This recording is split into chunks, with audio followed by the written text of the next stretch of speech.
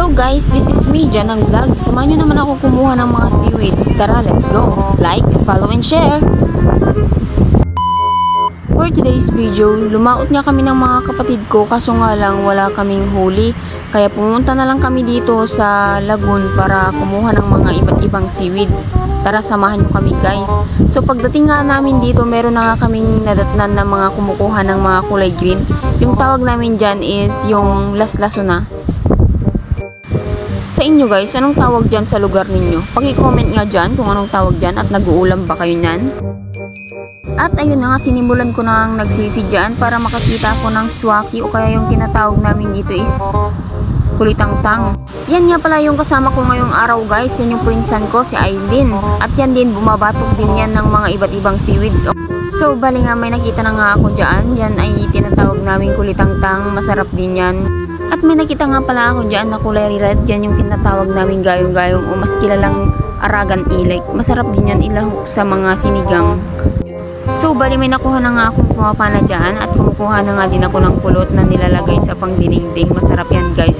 At isa pang kinukuha namin dyan yung tinatawag namin kanot-kanot, kaso nga lang bihira lang kami makakita. Kasi nga tignan nyo naman yung alon-alon dyan guys.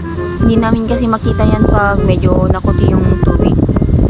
Medyo nakarami na kami dyan kaya pupunta na kami dito sa kasama namin at ipapakita namin yung mga nakuha namin.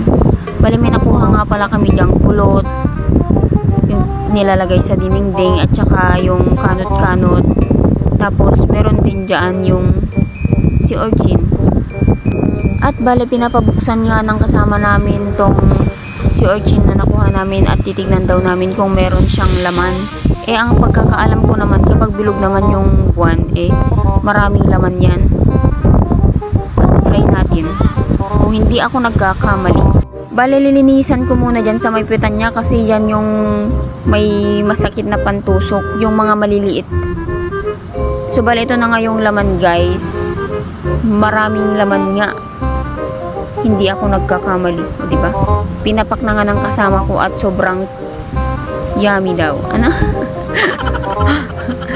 At syempre bubuksan ko din to para titikman ko din kung anong lasa na. Ay, hala, tinamutraman man.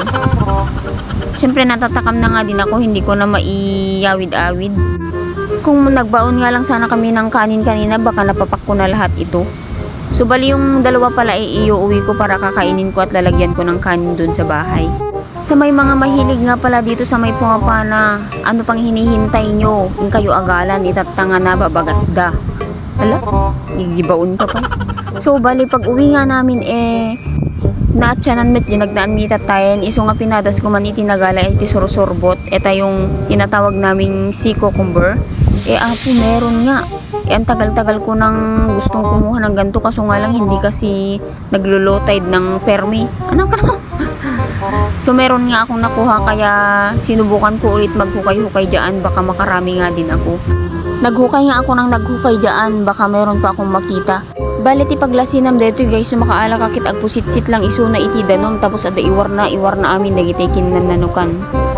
Eto gayam ket na imas nga dinlakan tapos perasam iti kalamansi apo nagnanam.